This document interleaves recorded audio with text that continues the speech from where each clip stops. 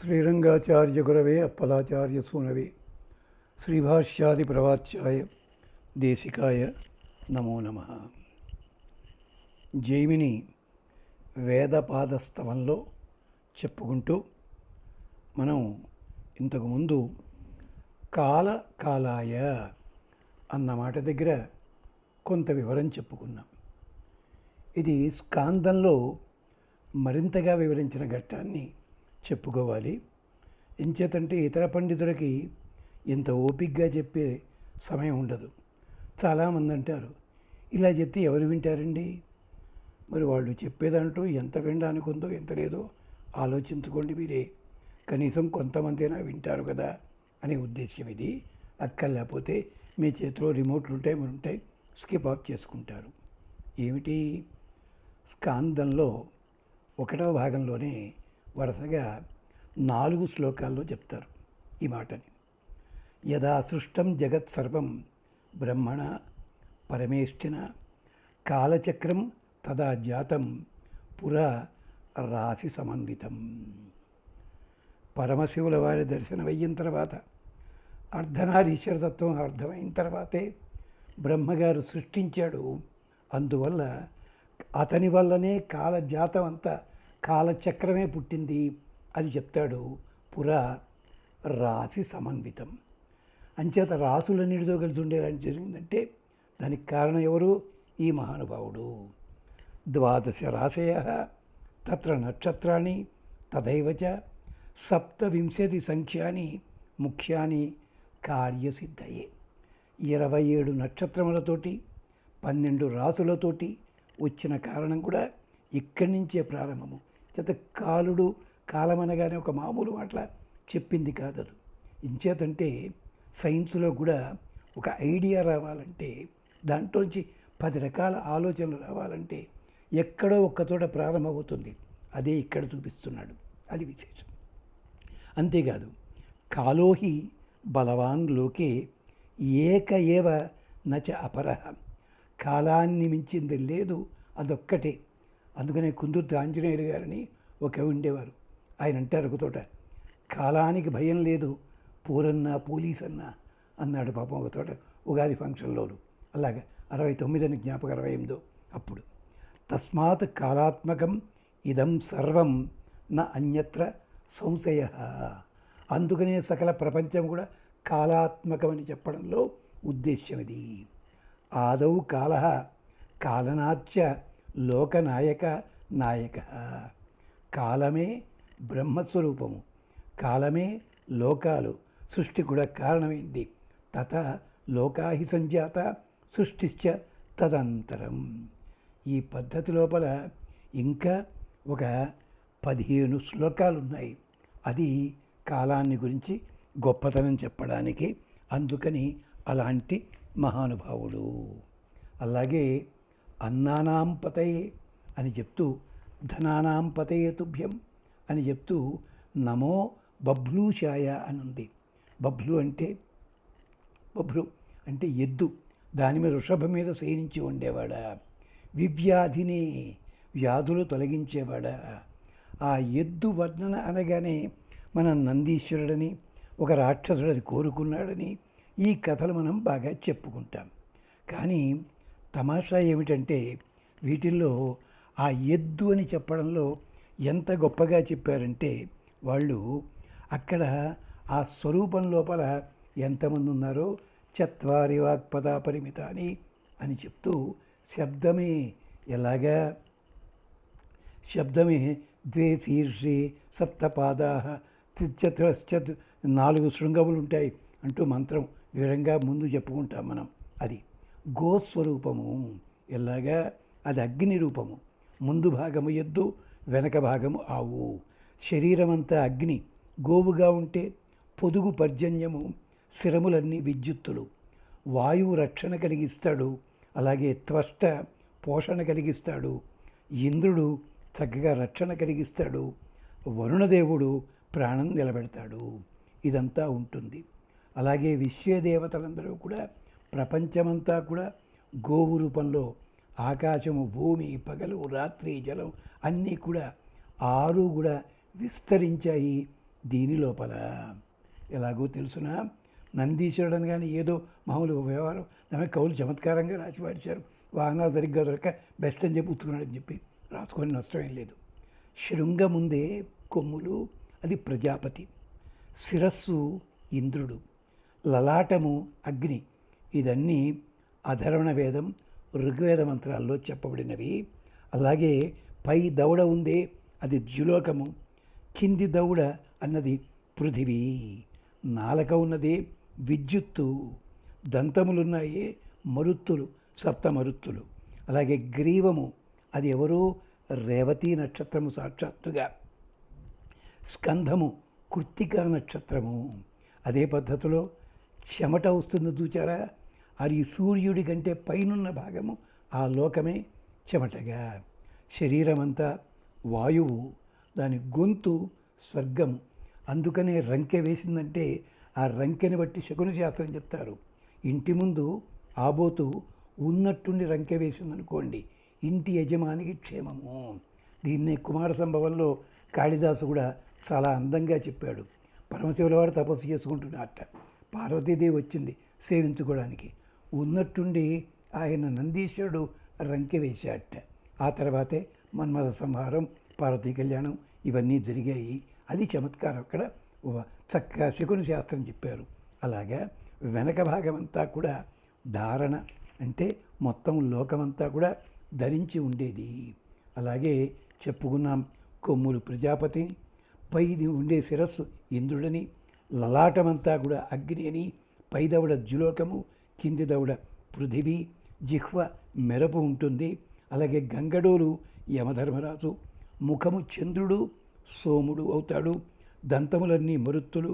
అలాగే స్కంధముంది చూచారా, అది స్కంధము కృత్తికా నక్షత్రము. అలాగే శరీరమంతా కూడా వాయువు, గొంతు ధ్వని స్వర్గము, వెనక భాగము ధారణ, కాళ్ళ మధ్య భాగము గరుత్మంతుడు, పొట్ట అంతరిక్షం, మూపురమేమో బృహస్పతి, ఎముకలన్నీ కూడా దిక్కులు, పక్క భాగాలన్నీ దేవపత్నులు, పక్కటెముకలంతా కూడా సేవకులు. అలాగే మోసే భాగాలున్నాయి, అది మిత్ర వరుణదేవులు. పాదాలున్నాయి, మహాదేవ శబ్దంతో చెప్పబడే సూర్యుని రూపం. అక్కడ గుహ్య భాగం ఉంది, అది ఇంద్రాణి. తోక ఉంది, వాయువు. పిరుదులు రెండూ కూడా బ్రాహ్మణ క్షత్రియ స్వరూపములు. ఇలాగా అంతా కూడా మనకు అందిస్తుంది. అలాంటిది వృషభము ధరించినవాడు, వృషభం మీద నిద్రపోతున్నవాడు. చత్వారి శృంగ ద్వే శీర్షే త్రయోస్యం అని చెప్పుకుంటూ వస్తారు. ఆ మంత్రం తైత్తిరీయంలో మనకు కనిపిస్తుంది. అలాంటి రూపాన్ని ధరించినవాడు. శంకరాయ నమస్తుభ్యం, మంగళాయ నమోస్తుతే, ధనానాం పతయే తుభ్యం, అన్నానాం పతయే నమః. అది అలాంటి అన్నములు వనస్పతులు అన్నీ ఇస్తాడు. అన్నాదుల వల్ల కలిగే అనారోగ్యాన్ని కూడా తొలగిస్తాడు. యజుర్వేదం అంటుంది ఒక చోట, ఓం నమః శంభవే మయోభువే చ శంకరాయ చ మయస్కరాయ చ నమశివాయ శివతరాయ చ. ఇది. ఆ తర్వాత ఇంకో మాట అంటాడు జైమిని, అది కూడా చూడండి. అష్టాంగయోగ యుక్తాయ, దీన్ని అష్టాంగయోగ హృష్టాయ అని అంటారు. క్లిష్ట భక్తేష్టదాయినే ఇష్టిఘ్నాస్తుత యూష్టాయ పుష్టానాం పతయే నమః. ఇక్కడ పాఠభేదం ఏమిటి అంటే, అష్టాంగాయ అధిగుహ్యాయ అని ఒకటి ఉంది, ఇష్టిఘ్నాయ సుతుష్టాయ అని పాదభేదం ఉంది. అష్టాంగాయ అంటే 8 మూర్తులు కలిగినవాడు. అంటే మూల, స్థూల, సూక్ష్మ, శక్తి, అఘోర, ప్రణవ, నియత, ప్రసాద మంత్రములు. ఇవి ఒక్కొక్కటి మళ్ళీ వివరించుకుంటే యోగశాస్త్రంలోకి వెళ్ళాలి. అలాగే భవ, శర్వ, ఈశాన, పశుపతి, భీమ, ఉగ్ర, మహాదేవ, రుద్ర శబ్దములతో 8. దీని సంఖ్యావాచక కోశమైతే చాలా వివరంగా ఇస్తుంది. అంతే. మనకి తెలిసినదేమిటి? యమ, నియమ, ఆసన, ప్రత్యాహార, ప్రాణాయామ, ధ్యాన, ప్రణవ, అలాగే ధారణ, అది స్థితి. ఇష్టిఘ్న అంటే ఇష్టములన్నిటినీ కూడా తప్పులుంటే తొలగిస్తాడు. దక్షయాజ్ఞస్య విధ్వంసక ఇది ఇష్టిఘ్న ఇహోక్త అష్టాంగమూర్తి అష్టమూర్తి. దక్షయాగాన్ని నాశనం చేశాడు. ఇష్టి అంటే ఇష్టముతో చేసే పని యాగము. ఇషితం కర్మ క్రియతే అంటుంది వేదం. అదిగో అలాంటిది ఇష్టి. ఎందుకు తేడా వచ్చింది? తను పాటించాల్సిన విధి పాటించలేదు, నాశనం అయ్యింది అది. అందుకని భూత అర్క చంద్ర యజ్వ ఈ స్వరూపం. అంతేకాదు పంచభూతాధిపతయే కాలాధిపతయే నమ, ఆత్మాధిపతయే దిశాంచ పతయే నమ. దీనికి కూడా మన వాళ్ళు చాలా విశేషాలు చెప్పారు. ఏమిటి? ఉత్తర భాగమంతా వామదేవము, పశ్చిమ భాగము సద్యోజాతము, దక్షిణ భాగం అంతా కూడా అఘోర, తూర్పు తత్వరూపము, మధ్య నాభి ఈశానము. అంటే ఉత్తర భాగం అకారము, పశ్చిమ భాగం ఉకారము, దక్షిణ భాగం మకారము. తూ అన్నది తూర్భాగము బిందువు, అలాగే మధ్య భాగము నాదము. ఎలాగా? భూమి, నీరు, అగ్ని, వాయు, ఆకాశము సృష్టి, స్థితి, సంహార, తిరోధాన, అనుగ్రహములు వీటన్నిటినీ కూడా అట్టే పెట్టుకున్నవాడు. త్రినేత్రుడైన వేదత్రయీ త్రినేత్రాణి, త్రిగుణ, త్రిపురం త్రయాణం బభు, 3 రకాల రూపాలు కలిగినవాడు. భస్మీకరోతి తద్దేశం త్రిపురగ్న, అది విశేషమైన అలాంటివాడు. పంచభూతాధిపతయే నమ, అలాగే కాలాధిపతయే నమ, ఆత్మాధిపతయే దిశానాంచ పతయే నమ. నమకం చెప్తుంది. నమ హరికేశాయ ఉపవీతిని పుష్టానాం పతయే నమ. అంటే తెల్ల వెంట్రుకలు లేనివాడు, హరికేశములు చక్కటి నల్లని వెంట్రుకలే. అంటే ఎలా ఉంటుంది? ఆ జటలు వెనక్కుంటాయి, ముందు భాగం అంతా కూడా గుండు గీసినట్టు మనకి పిల్లక ఉంటుంది సరే, అటుపక్కనే ఉంటుంది అది. అలాంటి శిలో జటాజూటం ఉంటుంది. పుష్టానాం పతయే, పరిపూర్ణులైన వారికి అధిపతి. పుష్టి అంటే ఎలా ఇస్తాడంటే ఆయన? అంటే వాక్కు, జ్ఞానము, శరీర ఇంద్రియాలు, గృహము, క్షేత్రము, ధనము, ధాన్యము, ప్రజలు, పశువులు, గోవులు, ధర్మబుద్ధి ఇలాంటి అనిమాదులు అన్నీ కూడా ఇచ్చేవారు. అంతేకాదు యూష్టాయ అన్నతోట యూష శబ్దానికి అర్థము పెసరపప్పు వంటి ధాన్యాలు. వీటన్నిటికీ కూడా వనస్పతి దేవతలకి అధిపతి అయినవాడు అని చెప్పడంలో స్తోత్రం మామూలుగానే అనిపించిన చాలా లోతైన విశేషాలు ఉంటాయి. కొంతైనా చెప్పుకునే ప్రయత్నం మనం చేస్తున్నాం. ఇంకొక శ్లోకం కూడా చెప్పుకుందాం.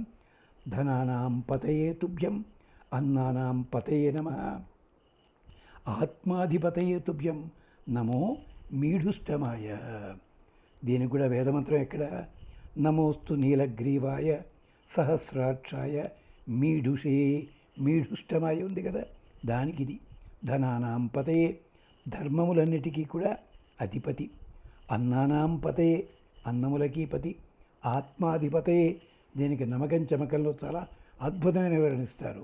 ఆత్మాధిపతయే మీఢుష్టమాయచ, అంటే మాకు ఆనందాన్ని కలిగిస్తాడు. నమోస్తు నీలగ్రీవాయ సహస్రాక్షాయ మీఢుషే, అంటే పర్జన్య రూపుడువై ఉంటాడు. జగత్తుగంతటికి యోనివై ఉంటాడు. పురుషునిగా ఉండి వీర్యసేచన కర్తగా ఉంటాడు. యాతే హేతి మీఢుష్టమ హస్తే బభువ తే ధను తయా అస్మాన్ విశ్వత త్వం అయక్ష్మ పరిభుజ. బాబు, నీ చేతిలో ఉన్న వింటితోటి ఆ శత్రువులందరినీ తొలగించు, మాకు రక్షణ కలిగించు, ఆరోగ్యాన్ని అందించు అంటూ చెప్పిన తర్వాత ఒక్క శ్లోకం చెప్పుకొని మిగిలిన భాగం తర్వాత మళ్ళీ మాట్లాడుకుందాం. ఏమిటది? పంచభూతాధిపతయే కాలాధిపతయే నమ, నమ ఆత్మాధిపతయే దిశాంచ పతయే నమ. అదొక్కటి. తరువాత శ్లోకం మళ్ళీ మాట్లాడుకుందాం మనం. ప్రస్తుతానికి ఇక్కడితో ఆపడం జరుగుతోంది. స్వస్తి.